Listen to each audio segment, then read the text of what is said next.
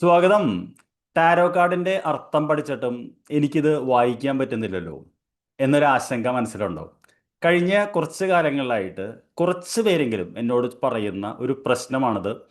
കാർഡിന്റെ അർത്ഥമൊക്കെ അറിയാം, പ്രത്യേകിച്ച് എൻ്റെ ഒരു പുസ്തകം ഇറങ്ങിയതിന് ശേഷം ഒരുപാട് പേര് അത് മേടിച്ച് വായിച്ചിട്ടുണ്ട്. പക്ഷെ ഇതൊരു ഫ്ലോ പോലെ വായിക്കാൻ പറ്റുന്നില്ല, അല്ലെങ്കിൽ ഞാൻ യൂട്യൂബിൽ കാണുന്ന ചില ആളുകൾ വായിക്കുന്ന പോലെ എനിക്ക് വായിക്കാൻ പറ്റുന്നില്ല. ഈ ഒരു വീഡിയോയിൽ ആ ഒരു ചോദ്യത്തിന് ഉത്തരമാണ് ഞാൻ പറയുന്നത്. എന്തുകൊണ്ടാണ് ടാരോ കാർഡിൻ്റെ അർത്ഥം താങ്കൾക്ക് അറിഞ്ഞിട്ടും നമുക്ക് കാർഡുകൾ ചേർത്ത് വായിക്കാൻ പറ്റാത്തതെന്നുള്ളത്.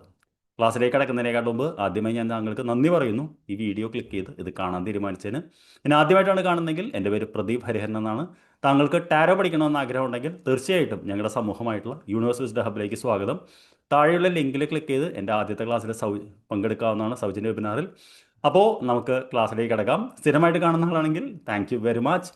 ഇനി എൻ്റെ സ്റ്റുഡൻ്റ് ആണെങ്കിൽ വളരെ സന്തോഷം. എന്തുകൊണ്ടാണ് നമുക്ക് ഈ പ്രശ്നം വരുന്നത്? പ്രധാനമായിട്ടും ഈ ഫീൽഡിൽ കുറേ കാലമുള്ളൊരു വ്യക്തി എന്ന നിലയിൽ 3 കാരണങ്ങളാണ് ഞാനിത് മനസ്സിലാക്കിയിട്ടുള്ളത്. ഇതിൽ ആദ്യത്തെ റീസൺ എന്ന് പറയുന്നത്, നമുക്ക് എന്ത് കാര്യം ചെയ്യുമ്പോഴും വളരെ പെർഫെക്റ്റ് ആയിട്ട് ചെയ്യണം, അല്ലെങ്കിൽ ശരിയായിട്ട് ചെയ്യണം എന്നൊരു ആഗ്രഹം മനസ്സിൻ്റെ ഉള്ളിലുണ്ട്. ഇത് ചെറിയ കുട്ടിയായിരിക്കുമ്പോൾ തന്നെ, പ്രത്യേകിച്ച് നമ്മളൊരു കർക്കശമായിട്ടുള്ള ഒരു വിദ്യാലയത്തിൽ പഠിക്കുകയോ അല്ലെങ്കിൽ ഒരു പാരൻറ്ഹുഡിൻ്റെ ഇടയിലോ വളർന്നു വന്നിരുന്നെങ്കിൽ എപ്പോഴും നമ്മുടെ ഉള്ളിൻ്റെ ഉള്ളിൽ എന്ത് കാര്യവും ഞാൻ ചെയ്യുന്നുണ്ടെങ്കിൽ ശരിയായിട്ട് ചെയ്യുള്ളൂ, അതായത് തെറ്റായിട്ട് ചെയ്യുന്നത് എനിക്ക് ഇഷ്ടമല്ല. ഈ ഒരു ഇത് നമ്മുടെ ഉള്ളിൻ്റെ ഉള്ളിൽ വരുന്നതാണ് പ്രധാനമായിട്ട കാര്യം. ഇങ്ങനെ വരുമ്പോൾ ഒരു പ്രശ്നം എന്ന് പറയുന്നത്, നമ്മൾ ടാരോ കാർഡ് എടുത്ത് വെക്കുമ്പോൾ ആദ്യം തന്നെ അതിൻ്റെ സ്പ്രെഡ് എടുത്ത് വെക്കുന്നത് നമ്മുടെ മനസ്സിൽ വരുന്നത് ഇത് ശരിയായില്ലെങ്കിലോ എന്നുള്ളതാണ്. നിങ്ങളോട് ഞാൻ ആദ്യം തന്നെ പറഞ്ഞോളട്ടെ, ടാരോ കാർഡ് എന്ന് പറയുന്നത് ഒരു പരീക്ഷ എഴുത്തല്ല. നിങ്ങൾ അങ്ങനെ ഒരിക്കലും അത് കാണാൻ പാടില്ല. ഇത് ഒരു വ്യക്തിക്ക് ദിശാബോധം നൽകാനായി നാം ചെയ്യുന്നൊരു കാര്യമാണ്, അല്ലെങ്കിൽ നമുക്ക് തന്നെ ജീവിതത്തിൽ ഒരു ചോദ്യത്തിനൊരു ക്ലാരിറ്റി വേണം. അപ്പോൾ നാം അതിനു വേണ്ടി ചെയ്യുന്നൊരു പ്രവർത്തനമാണിത്. അപ്പോൾ ഇവിടെ ശരി തെറ്റുകളെക്കാട്ടിലും കൂടുതൽ നമുക്ക് വ്യക്തത കിട്ടുന്നുണ്ടോ, അല്ലെങ്കിൽ നമ്മളടുത്ത് വന്നിരിക്കുന്ന വ്യക്തിക്ക് ഒരു വ്യക്തത കൊടുക്കാൻ പറ്റുന്നുണ്ടോ എന്നുള്ളതാണ് പ്രശ്നം. അപ്പോൾ നമ്മൾ എന്താണ് ചെയ്യേണ്ടത് വെച്ച് കഴിഞ്ഞാൽ, എന്ത് റിസൾട്ട് കൊടുക്കാം എന്നതിലാണ് ഫോക്കസ് ചെയ്യുന്നത്. ഉദാഹരണത്തിന് നമ്മൾ ഭക്ഷണം വെക്കുകയാണെങ്കിൽ, നമ്മൾ ആ ഭക്ഷണം വെച്ച് തീരുമ്പോൾ എന്ത് ഇതാണ് അത് കഴിക്കുന്നവർക്ക് ഉണ്ടാവുക, ആ ഒരു ആംഗിളിൽ ചിന്തിക്കുക. അപ്പോൾ ആദ്യം തന്നെ ഞാൻ താങ്കളോട് പറയുന്നത്, ഈ ഒരു ആശയക്കുഴപ്പം വരുന്നുണ്ടെങ്കിൽ, നമ്മൾ കാർഡുകളുടെ അർത്ഥം അറിയാമെങ്കിൽ, ഒരു വ്യക്തിക്ക് വേണ്ടിയാണ് റീഡ് ചെയ്യുന്നതെങ്കിൽ ആ വ്യക്തിയുമായിട്ട് സംസാരിക്കുക. ഓക്കെ, ഉദാഹരണത്തിന് ഇപ്പോൾ എനിക്ക് താങ്കൾക്ക് ഈ കാർഡാണ് വന്നിരിക്കുന്നത്. ഈ കാർഡിൻ്റെ അർത്ഥം ഇതാണ്, 7 of Wands എന്ന് പറയും. ഇത് കുന്നിൻ്റെ മുകളിൽ നിൽക്കുന്ന ഒരു വ്യക്തിയെ കണ്ടില്ലേ? അപ്പോൾ ആ വ്യക്തി പറയും ഉവ്. അയാളുടെ കയ്യിൽ ഒരു വടി നിങ്ങൾ കണ്ടില്ലേ? ഉവ്. അയാൾക്ക് ചുറ്റും 6 വടികൾ കണ്ടില്ലേ? ഉവ്. ഈ ഒരു സാഹചര്യം എന്ന് പറയുന്നത്, നമ്മൾ അറിയാത്ത ആളുകൾ നമ്മൾ ആക്രമിക്കുമ്പോൾ ഉള്ള അവസ്ഥയാണ്. പ്രത്യേകിച്ച് ഈ ഘട്ടത്തിൽ താങ്കൾ ഒറ്റയ്ക്ക് നിന്ന് ഒരു പോരാടുന്ന വ്യക്തിയായിരിക്കണം, അല്ലെങ്കിൽ താങ്കളുടെ ജീവിതത്തിൽ താങ്കൾ ക്രൈസിസ് നേരിടണം. ഇങ്ങനെയാണോ?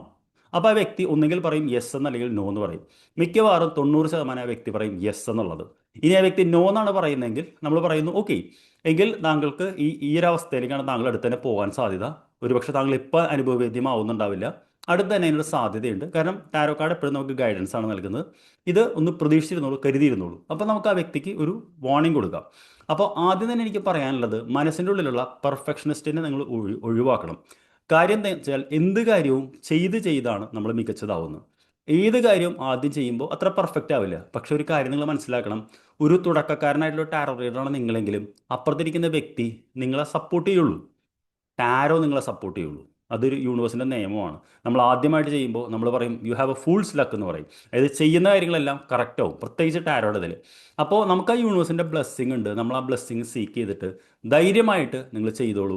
ഒരിക്കലും ടാരോ നിങ്ങളെ ചതിക്കില്ല. അതെൻ്റെ അനുഭവത്തിൽ നിന്നാണ് പറയുന്നത്, എൻ്റെ വിദ്യാർത്ഥികളുടെ അനുഭവത്തിൽ നിന്നാണ് പറയുന്നത്. അവരുമായിട്ട് ആശയവിനിമയം നടത്തൂ. നിങ്ങളൊരു കാര്യം ഓർക്കണം, ചിലപ്പോൾ ഈ വ്യക്തി അതിനെക്കുറിച്ച് ബോധവാന്മാരായിരിക്കില്ല. ഉദാഹരണം, നമുക്ക് തന്നെ പനിയെന്ന് കരുതുക. പനി എന്ന് പറയുന്നത് ചിലപ്പോൾ നമുക്ക് ബോഡിയിൽ ഹീറ്റായിട്ട് ഫീൽ ചെയ്യും, ചിലപ്പോൾ നമുക്ക് ഭയങ്കര ക്ഷീണം തോന്നും. നമ്മളിങ്ങനെ കയ്യൊക്കെ വെച്ച് നോക്കുമ്പോൾ പനിയൊന്നുമില്ലല്ലോ എന്ന് പറയും. പക്ഷേ തെർമോമീറ്റർ വെച്ച് നോക്കുമ്പോൾ ഒരു 100 ഡിഗ്രി പനി ഉണ്ടാവും. അതേപോലെ തന്നെ ചിലപ്പോൾ ഈ വ്യക്തിക്ക് അവയർനെസ് ഇല്ലാത്തതായിരിക്കാം, അത് കൊടുക്കാനാണ് അവർ വരുന്നത്. അപ്പോൾ ആദ്യത്തെ ഇതെന്ന് പറയുന്നത് എന്താണ്? നിങ്ങളുടെ ഉള്ളിൻ്റെ ഉള്ളിലുള്ള പെർഫെക്ഷൻസിനെ കൊന്നുകളയൂ എന്നുള്ളതാണ്. ഐ മീൻ, ആ ആളെ പുറത്തേക്ക് എടുക്കാൻ പാടില്ല എന്നുള്ളതാണ്. അതിന് എൻ്റെ മെൻറ്ററായിട്ടുള്ള ബ്ലെയർ സിംഗർ എന്ന് പറയും, അദ്ദേഹം ലിറ്റിൽ വോയിസ് എന്ന് പറയും. ലിറ്റിൽ വോയിസ് എന്ന് പറഞ്ഞാൽ നമ്മുടെ ഉള്ളിൻ്റെ ഉള്ളിൽ നമ്മൾ എന്തെങ്കിലും ഒരു കാര്യം ചെയ്യാൻ പോകുമ്പോൾ വേറൊരു ശബ്ദം കേട്ട് അത് ശരിയാവില്ല, നീ ചെയ്ത് ശരിയാവില്ല എന്ന് പറഞ്ഞ് നമ്മളെങ്ങനെ എപ്പോഴും പിന്തിരിപ്പിക്കും. അദ്ദേഹം പറയുന്നൊരു ടെക്നിക്ക് ഉണ്ട്, നമ്മുടെ ഇടത്തേക്കായി ഇങ്ങനെ വെക്കുക, എന്നിട്ട് നമ്മളോട് നെഗറ്റീവായിട്ട് പറയുന്ന വോയിസ് ഒരു ചെറിയൊരു ഇതാണ് സങ്കല്പിക്കുക, ഒരു പ്രാണിയോ എന്തെങ്കിലും.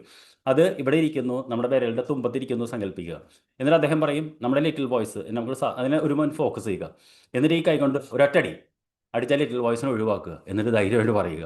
അത് പ്രാക്ടീസ് കൊണ്ട് മാത്രം നേടാവുന്ന ഒരു കലയാണത്. അതാണ് ആദ്യത്തേത്. രണ്ടാമത്തെ പ്രശ്നം ഞാൻ കാണുന്നത്, പല കുട്ടികളും ഇപ്പോൾ നമ്മുടെ കോച്ചിങ്ങിന് വരികയാണെങ്കിലും അല്ലെങ്കിൽ ബുക്ക് വായിച്ചാലും അത് കൂടാതെ തന്നെ കുറേ ടാരോ റീഡിങ്ങുകൾ കാണുന്നുണ്ടാവും. ഈ റീഡിങ്ങുകൾ കാണുമ്പോൾ അതിൽ ആളുകൾ പറയുന്ന അർത്ഥം ഇങ്ങനെ നോട്ട് ചെയ്ത് എടുക്കും. നിങ്ങളൊരു കാര്യം ഓർക്കണം, ഒരു കാർഡിന് പല ഘട്ടങ്ങളിൽ പല അർത്ഥം വരും. അത് കോൺടെക്സ്റ്റിലാണ്. റിലേഷൻഷിപ്പിൽ വായിക്കുമ്പോഴല്ല, ഫിനാൻസ് റീഡിങ്ങിൽ, ജനറൽ റീഡിങ്ങിൽ വ്യത്യാസം വരും, പാസ്റ്റിൽ വ്യത്യാസം വരും, പ്രസൻറ്റിൽ വ്യത്യാസം വരും. അപ്പോൾ മാത്രമല്ല, പലരും പല രീതിയാണ്. ചിലവർ അവരുടേതായിട്ടുള്ള ഗുരുക്കന്മാർ പറഞ്ഞ അർത്ഥം ഫോളോ ചെയ്യും. ചിലവർ ഇൻറ്റ്യൂഷൻ മാത്രം ഉപയോഗിച്ചുകൊണ്ട്, അതായത് ഒന്നും ഫോളോ ചെയ്യാതെ അവരുടെ മനസ്സിൽ എന്ത് തോന്നുന്നു അതും തെറ്റൊന്നുമില്ല, അതിനെല്ലാം അതിൻ്റെ മെറിറ്റ്സും ഡീമെറിറ്റ്സും ഉണ്ട്. ചിലവർ ടെക്സ്റ്റ് ബുക്ക് ഫോളോ ചെയ്യും. അപ്പോൾ ഒരുപാട് അർത്ഥങ്ങൾ വയ്ക്കുമ്പോൾ സത്യം പറഞ്ഞു കഴിഞ്ഞാൽ നമ്മൾ ഒരു എന്താ പറയുക, കാർ ഓടിക്കാൻ പഠിക്കുമ്പോൾ നമ്മൾ ഒരു ഗുരുവിൽ നിന്ന് പഠിക്കാതെ പല ആളുകളെ നമുക്ക് ചുറ്റും വരുന്ന കുറേ പേര് ഗൈഡ് ചെയ്ത് കഴിഞ്ഞാൽ നമുക്ക് കാർ ഓടിക്കാൻ പറ്റില്ല. അതേപോലെ തന്നെയാണ് ഈ അവസ്ഥ വരുന്നത്. അപ്പോൾ ഇതിനാകെ കൂടി നമുക്ക് പറയാനുള്ളത് വെച്ച് കഴിഞ്ഞാൽ ഫോളോ എ സിംഗിൾ മെൻറ്റോർ എന്ന് പറയും. ഇപ്പോൾ ഞാനിട്ട് ആരോ പഠിക്കുമ്പോൾ ഞാൻ നേരിട്ടുള്ളൊരു പ്രശ്നമാണ്. കാരണം വെച്ചാൽ പല ബുക്കുകളിൽ പല അർത്ഥങ്ങളുടെ വാരിയേഷൻ ഉണ്ട്. ഇത് വരുമ്പോൾ നമുക്ക് ഇതിൽ ഏത് ഫോളോ ചെയ്യണം, എന്താണ് ചെയ്യുക എന്നുള്ളത്. It is better to follow one mentor and one system എന്നുള്ളതാണ്. അപ്പോൾ നിങ്ങളിനി ഒന്നതേ കാർഡുകൾ മറ്റൊരാളുടെ ചെയ്തെടുക്കുന്നതിനോട് എനിക്ക് അഭിപ്രായമില്ല. അത് തുടക്കത്തിൽ ഓക്കെയാണ്, പക്ഷേ പിന്നീട് അഭിപ്രായമില്ല. ഏതെങ്കിലും ഒരു സിസ്റ്റമാറ്റിക് ആയിട്ട്, അത് ഇംഗ്ലീഷിലെ ബുക്കോ മലയാളത്തിലെ ബുക്കോ അല്ലെങ്കിൽ ഏതെങ്കിലും ഒരു വ്യക്തിയുടെ തന്നെ സ്ഥിരമായിട്ട് കണ്ട് എന്ത് കോണ്ടെക്സ്റ്റിലാണ് അവർ കണക്ട് ചെയ്യുക എന്നുള്ളത്. വേറൊരു ഇതുണ്ടെങ്കിൽ നമുക്ക് പ്രായോഗിക ജീവിതത്തിൽ തന്നെ അർത്ഥമെടുക്കാം എന്നുള്ളതാണ്. എപ്പോഴും എൻ്റെ വിദ്യാർത്ഥികൾ എന്നോട് ചിലപ്പോൾ ചോദിക്കാറുണ്ട്, സാർ ഇത് കറക്റ്റ് ആണോ എന്ന് എങ്ങനെയാണ് അറിയാമെന്ന്, സാർ അത് പറയുമെന്ന്. അപ്പോൾ ഞാനവരോട് പറയും, നിങ്ങളത് ജീവിതത്തിൽ തന്നെ പ്രതിഫലിക്കും. ഉദാഹരണത്തിന് ഞാൻ നിങ്ങൾക്ക് പറഞ്ഞുതരാം. ഒരു ദിവസം രാവിലെ ഞാൻ എടുത്തപ്പോൾ എനിക്ക് ഡെവിൾ എന്ന് പറയുന്ന കാർഡാണ് വന്നത്. ഡെവിൾ എന്ന് പറയുന്നത് ഒരു നെഗറ്റീവ് കാർഡാണ്. അതായത് വിഷലിപ്തമായിട്ടുള്ളത്, അനാവശ്യമായിട്ടുള്ള ബോണ്ടേജ്, കൂട്ടുകെട്ടുകൾ, ഒരു അങ്ങനത്തെ ഒരു കാർഡാണ്. അപ്പോൾ ഞാനിങ്ങനെ ആലോചിക്കുകയാണ്, ഇതിൽ എന്താണെന്ന് സംഭവിക്കാൻ പോകുന്നു. അപ്പോൾ ഞാനിങ്ങനെ ആലോചിച്ചിരുന്നു. ഏകദേശം ഒരു 10 മണിയായപ്പോൾ എൻ്റെ പഴയൊരു ഫ്രണ്ട് വിളിച്ചു, പ്രതിഭ വാ കറങ്ങാൻ പോകാമെന്ന് പറഞ്ഞു. അപ്പോൾ ഞാൻ പറഞ്ഞു ഞാനിന്നില്ല. ബിക്കോസ് എനിക്കറിയാം ആ പോക്ക് പോകുന്നത് ഒരു എന്താ പറയുക, ഒരു പക്ഷേ വൈകുന്നേരം വരെ നമ്മളെന്തെങ്കിലും ഒരു സിനിമ എന്തെങ്കിലും കണ്ടിരിക്കാൻ സാധ്യതയുണ്ട്, അനാവശ്യ ഭക്ഷണം കഴിക്കാൻ സാധ്യതയുണ്ട്. അപ്പോൾ ഞാൻ പറഞ്ഞു ഞാനില്ല എന്ന് പറഞ്ഞു. സമാനമായ ഇതിൽ വേറൊക്കെ ഡബിൾ എന്ന് പറഞ്ഞ കാർഡ് വന്നപ്പോൾ ഞാൻ വെച്ചാൽ എന്ത് സംഭവിക്കുന്നുള്ളൂ. അന്ന് വൈകുന്നേരം ക്ലാസ് കഴിഞ്ഞപ്പോൾ ഞങ്ങൾക്ക് ഒരു വാട്സപ്പ് ഗ്രൂപ്പ് ഉണ്ടായിരുന്നു. ഓരോ വെബിനാർ ക്ലാസ്സിന് ഓരോ ഗ്രൂപ്പ് ഉണ്ടാവും. ആ ഗ്രൂപ്പിൽ ഒരു സഭ്യമല്ലാത്തൊരു കോമൻറ്റ് വന്നു. അതായത് അങ്ങനെ ഇന്നേവരെ വന്നിട്ടില്ല, പക്ഷേ ഏതോ ഒരു വ്യക്തി കയറി ഒരു സഭ്യമില്ലാത്ത കോമൻറ്റ്. അപ്പോൾ തന്നെ എനിക്ക് മനസ്സിലായി ഈ കാർഡ് എനിക്ക് ഡയറക്ഷൻ തന്നാന്നുള്ളത്. അപ്പോൾ ഞാൻ പറയുന്നത് എന്താ വെച്ച് കഴിഞ്ഞാൽ, നമ്മുടെ നിത്യജീവിതത്തിൽ തന്നെ നമുക്ക് പ്രതിഫലനം കാണുമ്പോൾ നമുക്ക് അതിനനുസരിച്ച് നമ്മുടേതായിട്ടുള്ള അർത്ഥ നിർമ്മാണം നടത്താമെന്നുള്ളതാണ്. അപ്പോൾ നിങ്ങൾ എപ്പോഴും ഓർക്കണം എന്ന് വെച്ച് കഴിഞ്ഞാൽ, ടാരോ കാർഡ് നമ്മൾ മറ്റൊരാളുടെ നിന്ന് കടം മേടിച്ചിട്ടല്ല പഠിക്കുന്നത്. നാം ഒരു സിസ്റ്റം ഫോളോ ചെയ്ത് അതിനുശേഷം നമ്മുടേതായിട്ടൊരു അർത്ഥം ഡെവലപ്പ് ചെയ്യാണ് ചെയ്യുന്നത്. ഇതാണ് സെക്കൻഡ് ഇതെന്ന് പറയുന്നത്. ഇനി മൂന്നാമത്തേത് എന്ന് പറയുന്നത്, പലപ്പോഴും ടാരോ വായിക്കുമ്പോൾ നമ്മൾ ആദ്യം ഒരു ഗ്രൗണ്ടിങ് എന്ന് പറയുന്നൊരു എക്സസൈസ് ഉണ്ട്. അതായത് പലപ്പോഴും നമ്മൾ വിചാരിക്കേണ്ടത് വായിക്കുന്ന ആളൊരിക്കലും ദൈവമല്ല, നമ്മളൊരു ചാനൽ മാത്രമാണ്. അപ്പോൾ ഗ്രൗണ്ടിങ് എന്ന് പറഞ്ഞു കഴിഞ്ഞാൽ നമ്മൾ കാലുകൊണ്ട് തറയിലൊരു 3 തട്ട് തട്ടും. അതെന്തിനാണെന്ന് പറഞ്ഞു കഴിഞ്ഞാൽ ഐ എം ഗ്രൗണ്ടഡ് എന്ന് പറയാൻ വേണ്ടിയിട്ടാണ്.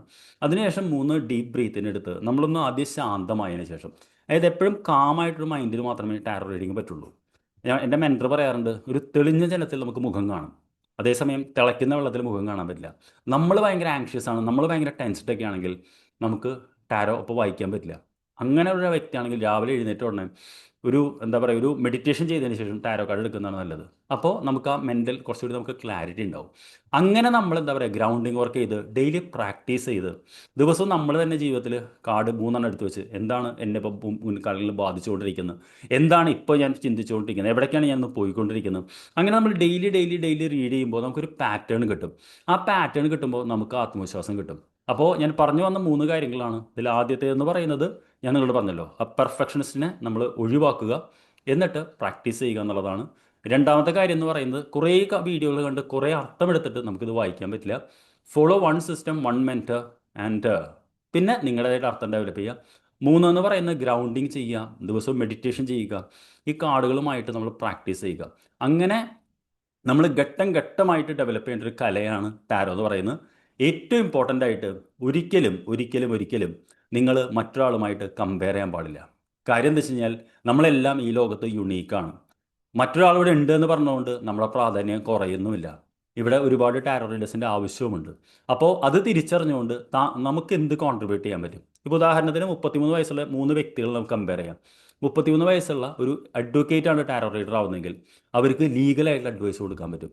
33 വയസ്സുള്ള ഒരു ബാങ്കിൽ ജോലി ചെയ്യുന്ന അല്ലെങ്കിൽ ഒരു ബാങ്കിങ് നോളജ് ഉള്ള വ്യക്തിയാണെങ്കിൽ ആ വ്യക്തിക്ക് അതേ രീതിയിൽ അഡ്വൈസ് കൊടുക്കാൻ പറ്റും.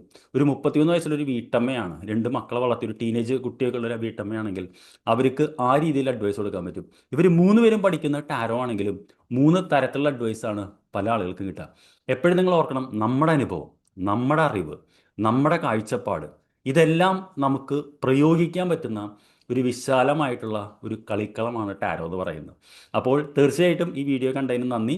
അതിനാൽ ഇന്ന് മുതൽ ഇങ്ങനെ ചെയ്തു നോക്കൂ, നിങ്ങൾക്കും സമയമെടുത്ത് ഇത് സാധിക്കും. ഉറപ്പാണ്. കാര്യം എന്താ വെച്ച് കഴിഞ്ഞാൽ നിങ്ങൾക്ക് ആ ഡിറ്റർമിനേഷൻ ഉണ്ട്, വിൽ പവർ ഉണ്ട്. ഈ വീഡിയോ നിങ്ങൾ ഇത്ര നേരം കണ്ടെങ്കിൽ തീർച്ചയായിട്ടും നിങ്ങൾക്ക് അതിന് സാധിക്കും. Thank you very much. അടുത്ത വീഡിയോയിൽ കണ്ടുമുട്ടുന്നവരെ this is your trainer Pradeep. Thank you for watching.